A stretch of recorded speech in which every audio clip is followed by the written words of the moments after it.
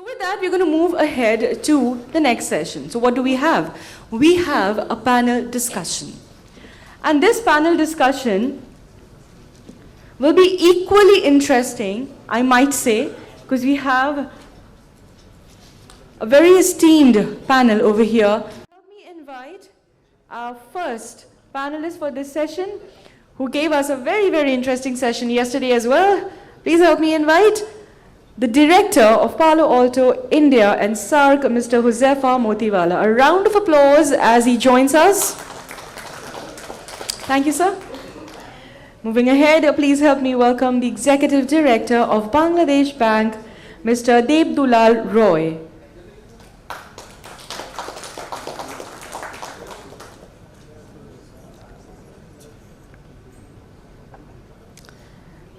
Yes, Mr. Roy is joining us on the dais here. Thank you, sir, for joining us. Thank you.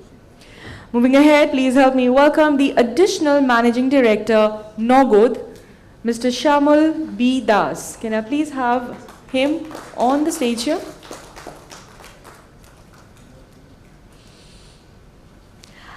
The energy in the house looks a little down. I can't figure out why.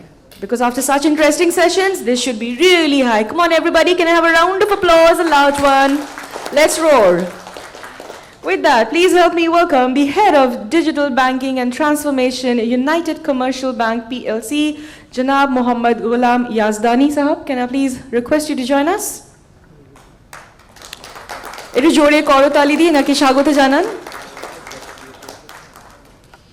Thank you, sir, for joining us. And we are again absolutely delighted to have our moderator for this session, who is the founder and managing director of Buildcon Consultancies Limited, Mr. Mehtabuddin Ahmed.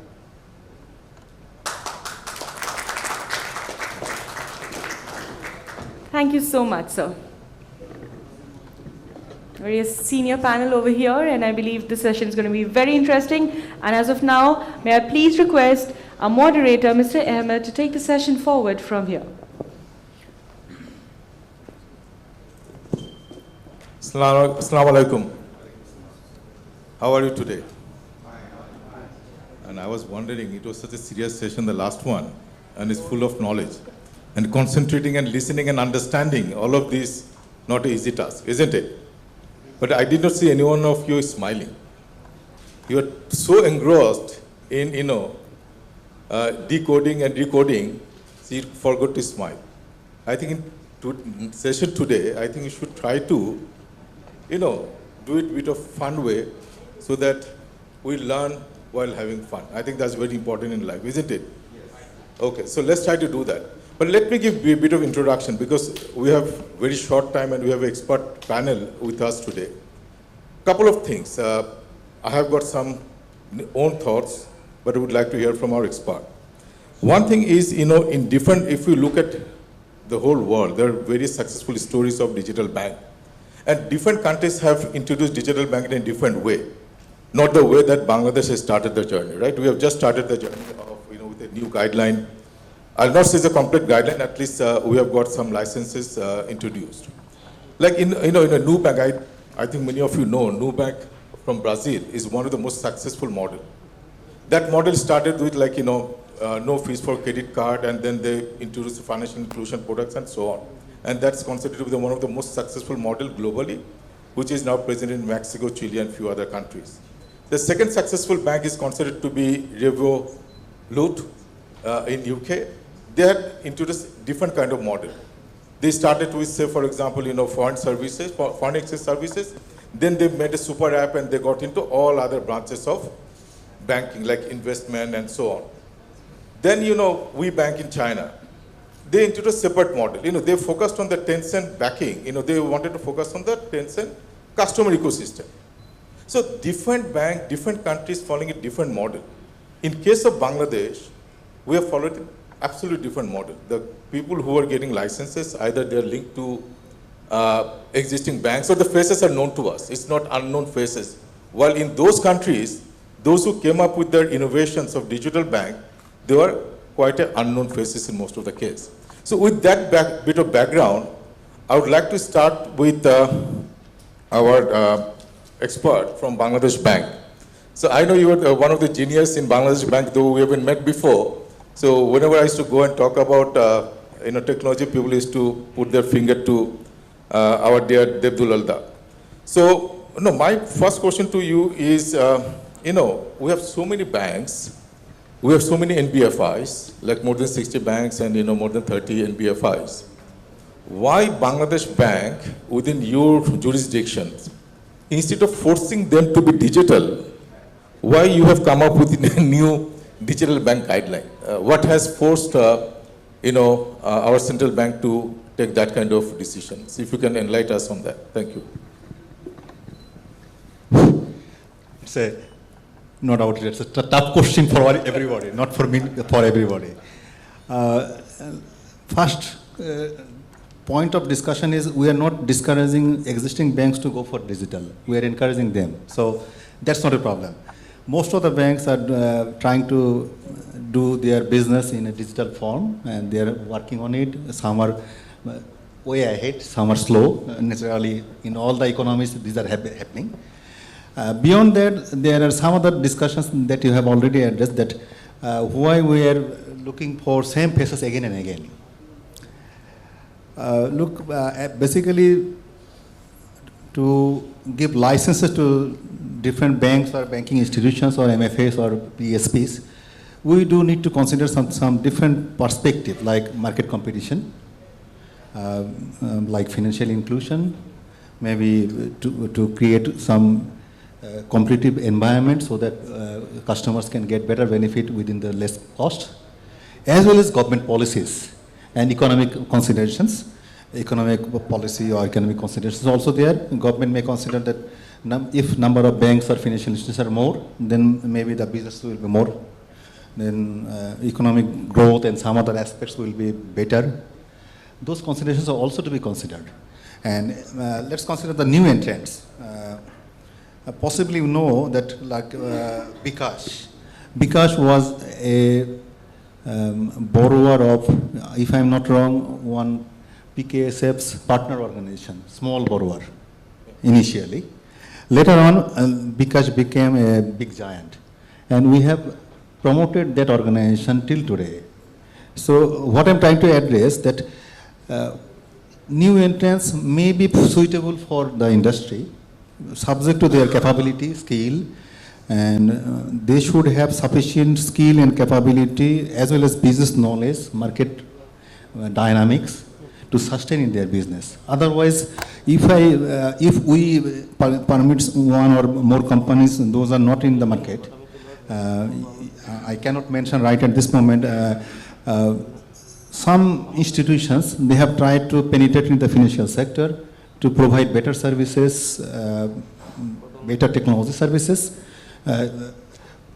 for the customers, financial customers. But they could not be able to deliver that much because of their lack of skill or lack of experience or knowledge base or sufficient tools and techniques how to deliver services to the customers. So domain knowledge is important, and side by side, their skill and capability is also important. Otherwise, it is very difficult for the new entrants to come to the market, this saturated market, what you already said. In the saturated market, for new entrants, it's very difficult to sustain and survive. Yeah, absolutely. Thank you. No, thank you very much. I think if I can summarize the takeout, I think one of the points coming out very clearly, like the existing traditional banks could not deliver what the nations needed or the central bank wanted from them in terms of, unbanked people to cover under that low-cost operations, proper distribution and all this. So I think that was one of the driver for central bank to think differently and try different way. There is no restriction on traditional banks to become digital. I think all of you have got answer to that. I think many of us had that in our mind why we are going for some more banks. So wonderful answer, Devdulalda. I really appreciate that. Now I'm coming to Huzaifa. Thanks for being here. There is a rapid adoption of generative AI. It's talk of the world. I think it's not of the cities. So much of things happening. And from digital bank perspective, like there are a lot of challenges out there. Challenges in terms of technology adoption in light of AI. And there are also challenges in terms of various kind of safety and security. So how do you think, since Bangladesh has just started the journey, we are a bit behind even from Indian perspective. So how do you think this challenge or opportunity, we should take it forward? Thank you. Am I audible? Am I audible? Awesome. Thanks for the question. I would like to start with the statement that you meant is, Bangladesh Bank is lagging a bit behind. I think it's an advantage because the rest of the world dabbled and tried few things in this overwhelming on-force onslaught of Gen AI. I think Bangladesh is well suited because a lot of models have matured, and let me explain why. When you talk about Gen AI, there is absolutely no qualm of doubt in my mind that all the digital banking models that you're talking about will adopt Gen AI. And in two particular ways, allow me to explain. One is your employees, the bank employees are going to try Gen AI tools to be far more productive, right? Productivity, whether in terms of meetings, mails, using of, productivity suites, whichever way you can say, there are thousands of independent LLM models or Gen AI models which are going to help those employees to be far more productive, right, in serving and doing their own jobs. The other end of the spectrum is that the applications which will be started building Gen AI tools, right? For example, a digital bank, as you said, completely, one example I can think of is a voice bot or a chat, right? Maybe in a Bengali language, reaching out to your end consumers, ensuring that the entire process is just over a generative AI app. Another example could be risk scoring. So there is no thought in terms of how it's going to come. It's coming, and it's going to be how banks of the future look like. Now comes the question of what is it that you need to secure. So I will divide that into two parts again. From an employee perspective, there's something called as a secure AI access. All your AI applications that the employee would be using, that entire transaction would be with sanctioned applications or unsanctioned. You have to ensure, and there have to be enough models to be put in place to ensure that you have complete visibility at a click of a button that what are these set of AI ChatGPT models that your employee is using? Are they sanctioned? Are they allowed? Are they passing any confidential information that they should not be? You talk about compliances, it comes in very, very seriously, right? So that is one aspect which I call is AI access. Now, other end of the spectrum is the applications or the bank building this application.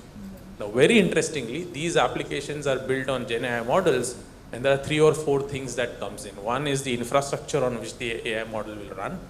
The model itself, you've got llamas of the world, which will rely. The third thing is the data set on which they'll get trained. And this data set is your data set, the digital banking's data set.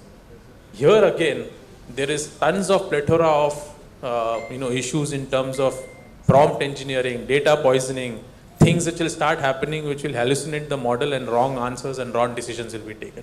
So this is where the second set of things which will come in is the AI security posture management. How do you ensure that while you're building these models, they are secure by design?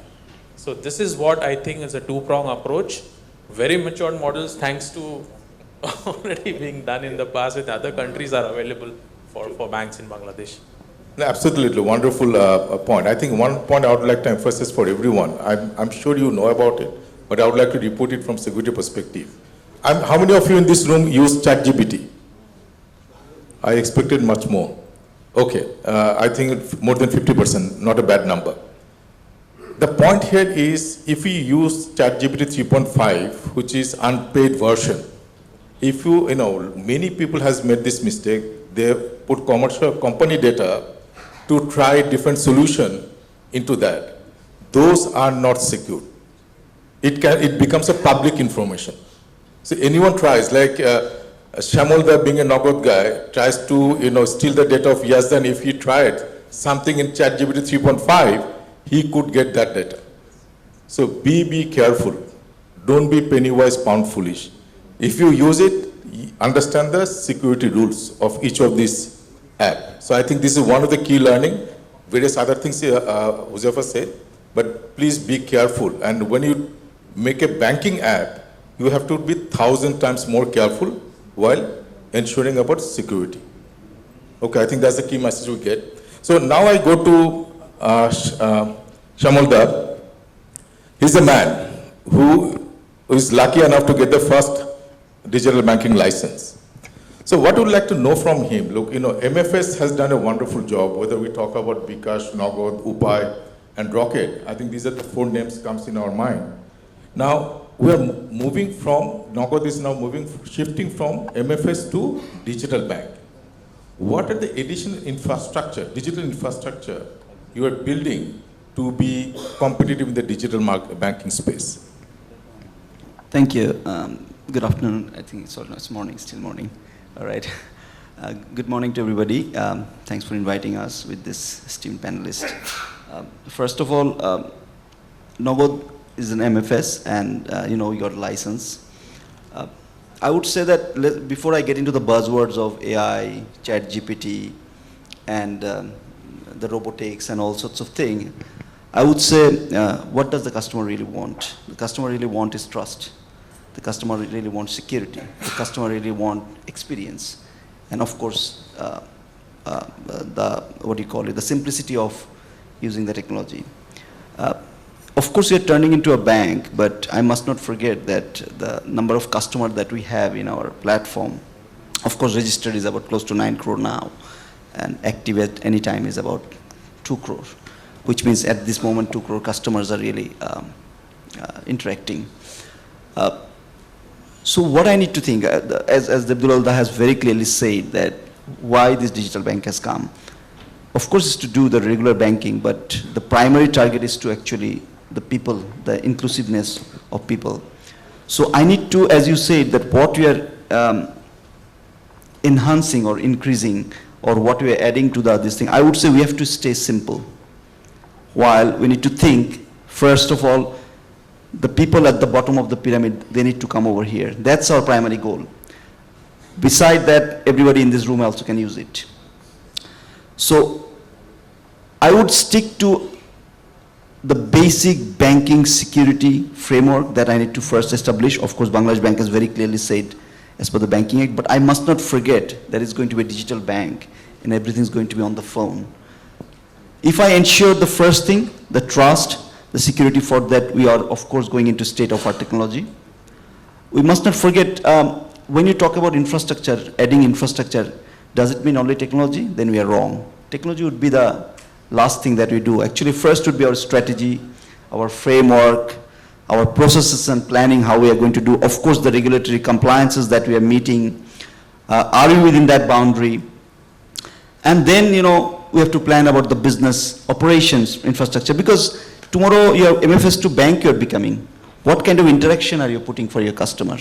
If it's the same, probably you are wrong. We may have to think how the customer is going to come and deposit the money, how the customer are planning to, I'm talking about, of course, we'll try to keep within the, still, if it's digital, but in Bangladesh, I would say to become digital, I still have to be phygital a little bit more. Just to interrupt, Yeah. because the thing that my question objective was, say, for example, Huzefa was saying at some certain stage, Yeah.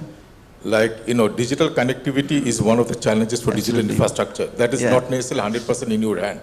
Then, digital literacy is another point which also Huzefa probably covered. He was talking about voice-based, like in Bangladesh, still, 40% has bar phone. Absolutely. So success of digital bank relies on a lot of internal factors, some external factors. External factors. So from that perspective, actually, my question to you was, which are the additional infrastructure Yeah. Nagad is focusing on to fulfill some of these challenges? See, I have to cover the ground, otherwise, because, It's okay. as I said, for the sales, for the marketing, for the communications, if I go in the same customer service, I might fail, because Definitely. And that's why I said that in banking, I need to think from MFS how I'm going to meet those things. So I need to cover all these things, because tomorrow, we are like, see, I tell you, the other day we were in a management meeting, we are thinking, how are we going to cover the customer service? So in the we call it digital transformation office. We are transforming ourselves. Even though we are digital, we are transforming ourselves. So we built a digital transformation office. So over there, Mahathir Bhai, I can talk in technology, because that's not the primary goal of this. Adding infrastructure is everything. So how are we going to manage the customers? That is also infrastructure. See, I tell you, we are thinking of a very high-end customer service app. Each of the people will have it, because so that a query comes, it should reach to the, the first priority based customer agent, or even the business agent, or the business people. That is also an infrastructure. So we are thinking of that, how to interact the query, because MFS is happening in every second, but banking, yes, probably it will take few more seconds, but still we need to add that infrastructure. So in terms of technology, I would say that we are adding state-of-art technology in terms of the core banking, you say. If you say in terms of security system that we are planning to put, in terms of sales, in terms of customer service, in terms of marketing, in terms of how to interact with customer, what kind of app, in the app, of course this is a super app concept, because we expect our best part is of our being the bank is we don't have to really go and find the customer on the field. For a new bank, it's a very challenging thing. But for us, customer is there. So, and you talked about data as well, Mahatab bhai. Yes. We already, of course, customer data means what you do in the platform, what amount of transaction you do. Let me put you in this way, that the customer data analytics we already have, but we are putting a much richer one to give you the right product at the right time. See, you can be a person at the bottom of the pyramid, and if I tell you, hey, you keep 10,000 taka every day and I give it to you, he or she doesn't understand that. So we need to put what kind of transaction they do and what is appropriate for them. See, that is the kind of thinking also we have. So that infrastructure is also needed, because we just want to put a product and it goes to the everybody. It doesn't work like that. So that is also an infrastructure we need to think how to interact. So just to cut it short, this is not an easy journey. We are transforming ourselves also, because MFS was very open, still learning, still evolving, whereas bank is very more regulated. So we have to put those things in place so you can understand what are the challenges we are facing, but we are trying our best. I'm just cutting it short here. No, thanks a lot, Shamulda. I think my summarized takeout of what Shamulda is saying, look, they already have a clientele base, right? Big clientele base.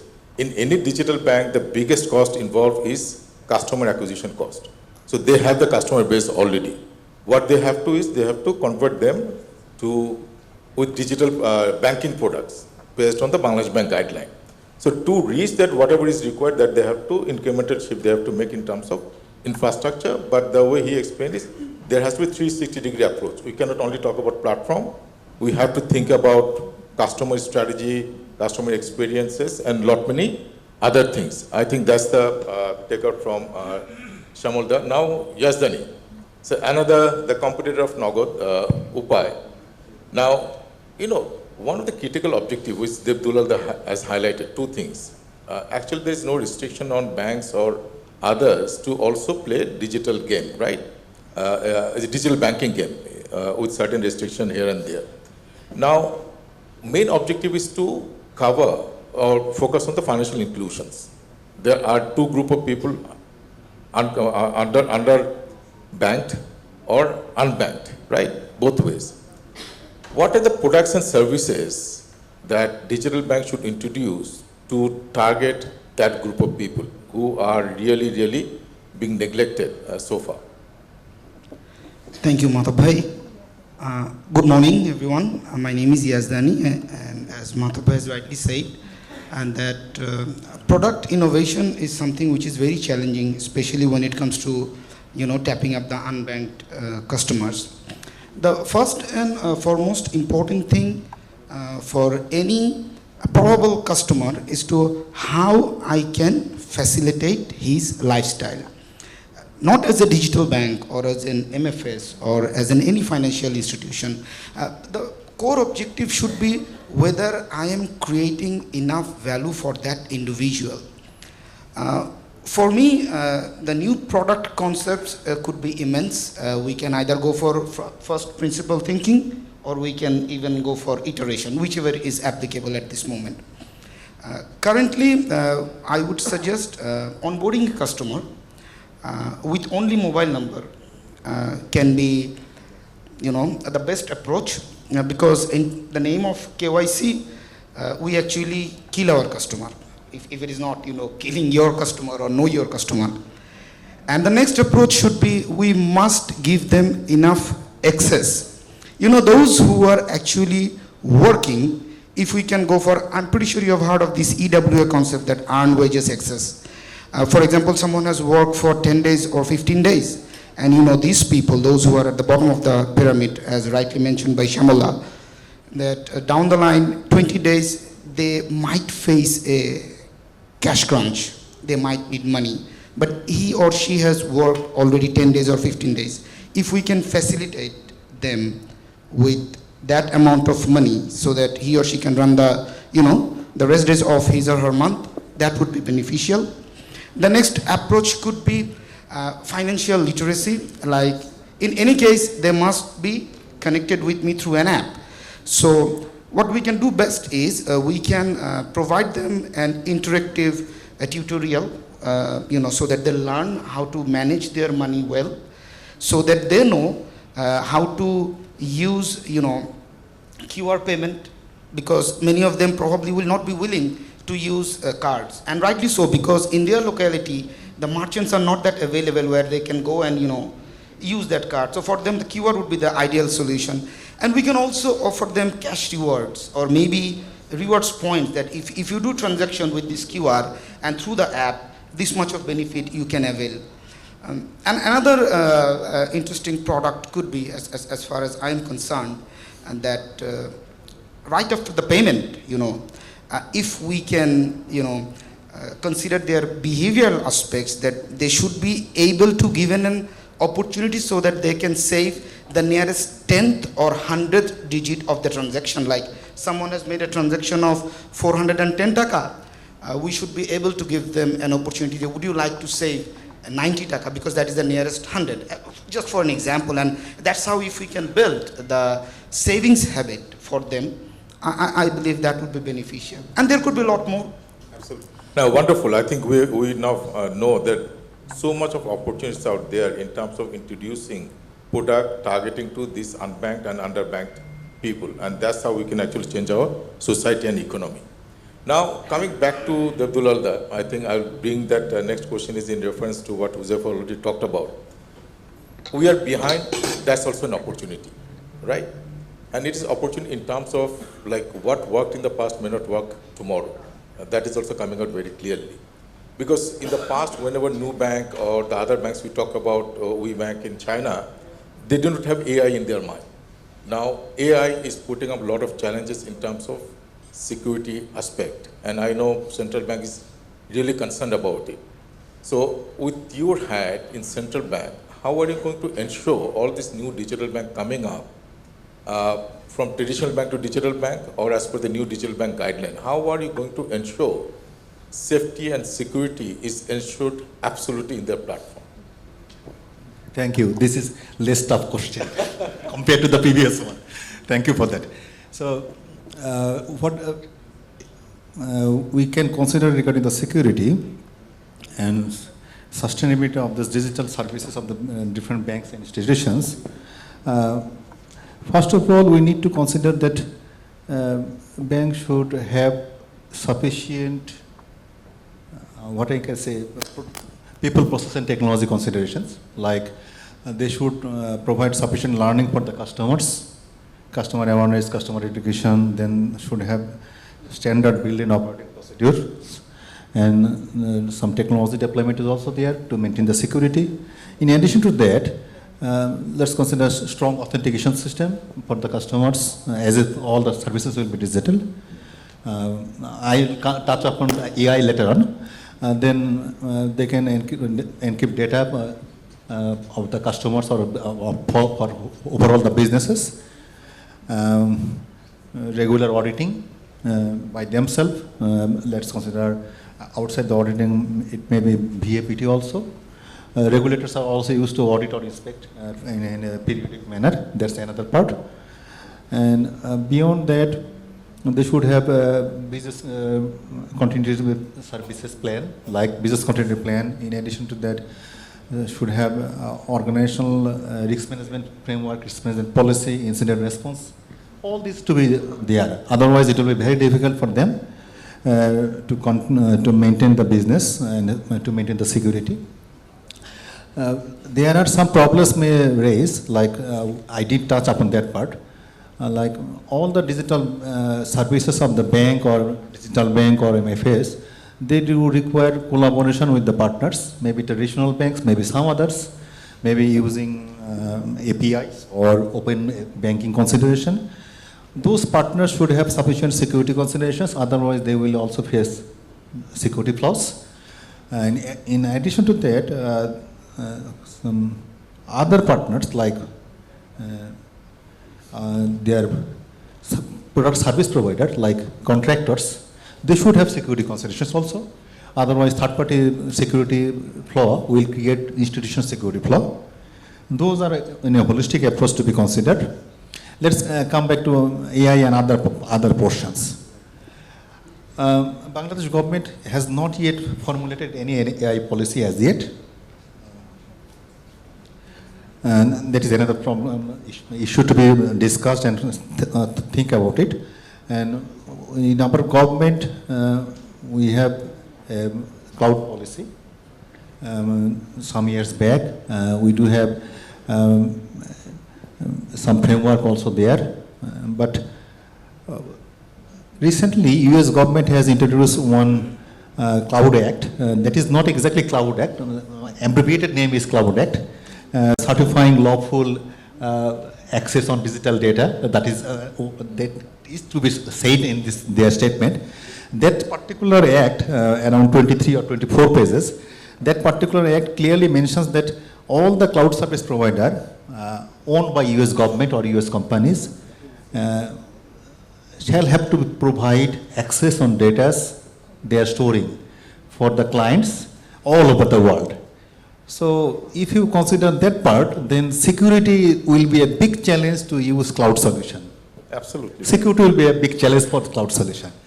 And most of the solution vendors, those who are trying to market AI will be their part of the solution also.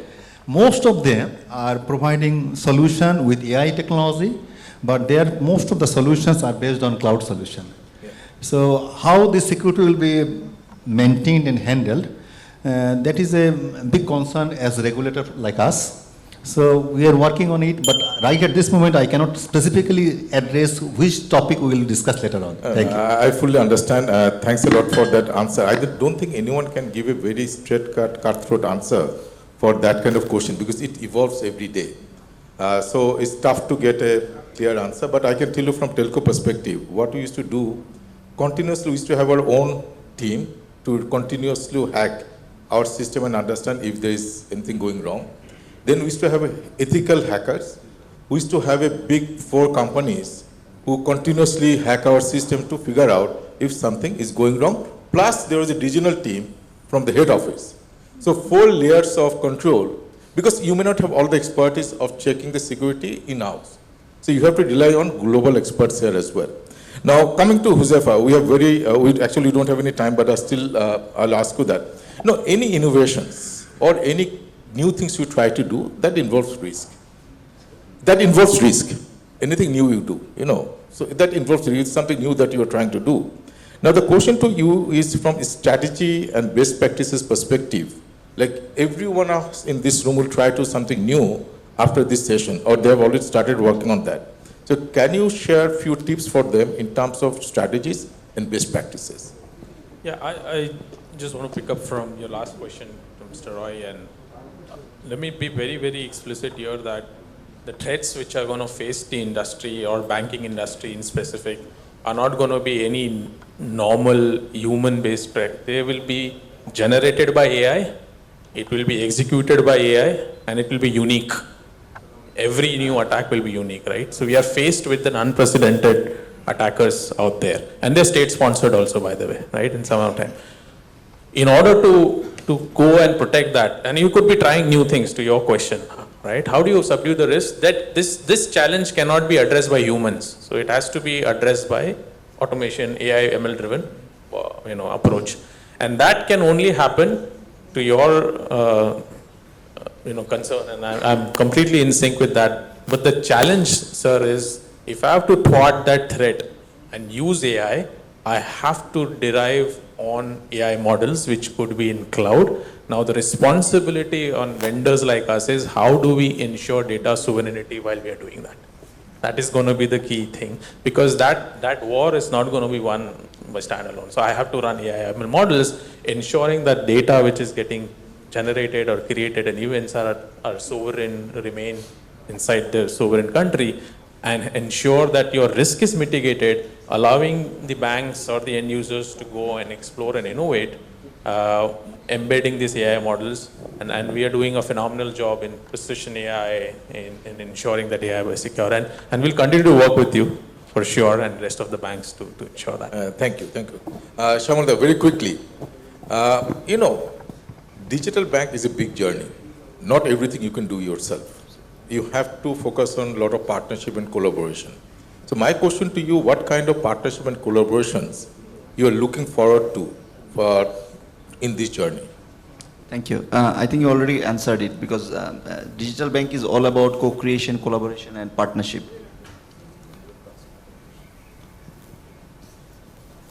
Okay. So I think, as Mahathir answered, it's all about co-creation, collaboration, and partnership, because digitally we don't have any much of physical infrastructure or physical network, So we need to really be riding on somebody else. I mean, either the banks or the fintechs or somebody else. Of course, Navod itself, they have 275 plus points, agent points, and over 300 distributors. So already in the guideline, it has been mentioned that Navod can ride their own network or can partner with the other banks' agent banking. So already the partnership is been placed and already been designed to work on that. But beside that, I believe that in the future, in terms of already, bank insurance, I'm just giving one example because I think they're in a hurry. We'll take 2-3 minutes more. So you have to excuse us for 2-3 minutes. Thank you. Yeah, so bank insurance is already there. I'll just give one example and finish it. How bank insurance can become successful actually. So, the insurance company really, why is it not successful in Bangladesh? Because there's not much automation over here. So as a result, what happened? They could go and sell it to people, but people doesn't have visibility. But tomorrow, let's say a digital bank or banks, when they're really adopting this bank insurance or it's really selling the insurance or doing it for people, we can give visibility to the people through the app. They can see what they're buying and how it is going, and that can be one partnership. And beside that, I would say we need to create a marketplace, not Navod, even for the banks or whoever can do it, and where, let us see, that doesn't happen just like that due to cost constraints or cost complexity. But I can believe that in future, selling others' loan, me or you, selling each other's loan is not something bad. And that could be a very good co-creation that you can go ahead. I will finish it in a short time. Absolutely, I fully support that. So just that you have 1 minute to answer. We are under time pressure. Please. Cost efficiency is one of the critical objectives of digital banking and penetrating to unbanked. How do you think that cost efficiency will come?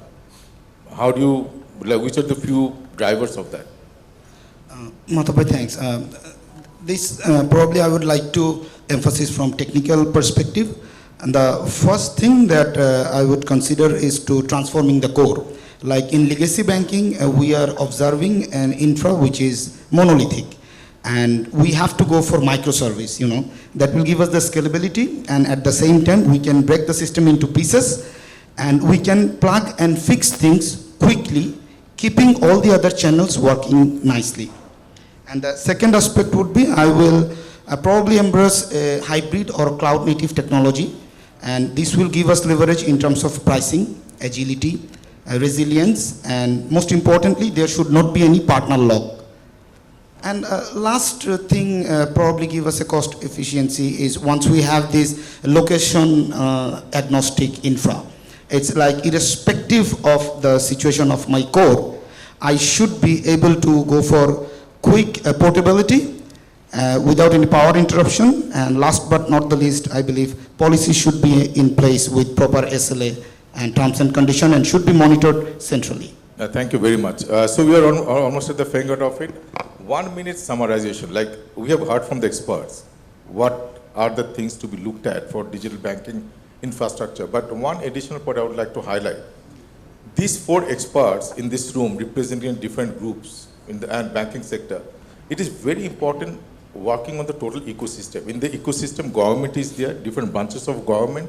We have the telco, because without digital connectivity, without digital literacy, we can't bring unbanked into banking sector. So that's extremely critical. So working people in this room is not good enough. We have to work on wider ecosystem. So I think that's extremely critical. So probably in this short time we cannot cover all this aspect, but we have learned a lot of things from this audience, these experts. And last thing I would say, I really appreciate the audience for listening to us. One of the story, I'll finish with that. One audience asked the moderator, this is the, it reminds me of my mother. The professor was surprised, why you're thinking of your mother while listening to my session? He said, like, I could not, my mother used to struggle a lot to put me in sleep. And you have done that job very well. So you can understand, I've seen none of you are sleeping, none of you are watching your mobile. So I think there's a great respect to this team of experts. Thank you very much, and thanks for listening to us. Thank you I very would much. just want to add that you did a phenomenal job moderating, Mr. Madhav. So you're not put anyone. Thank you. on this. Thank you. I believe we had an awake audience over here. That's because we had an insightful session. Thank you, gentlemen. Thank you so much. At this point of time, ladies and gentlemen, may I please request our organizing secretary and head, Infocom, Mr. Kali Mahapatra, to kindly step up on the stage to felicitate our panelists and a moderator, showing our respect to each one of them. Starting with the moderator here, Mr. Mehtabuddin Ahmed. We're going to proceed to Mr. Huzefa Motiwala, of course, Mr. Devdulal Roy, and Mr. Shamal B. Das will be felicitated by Mr. Mahapatra. And last but not the least, our panelist, Muhammad Ghulam Yazdani Sahab.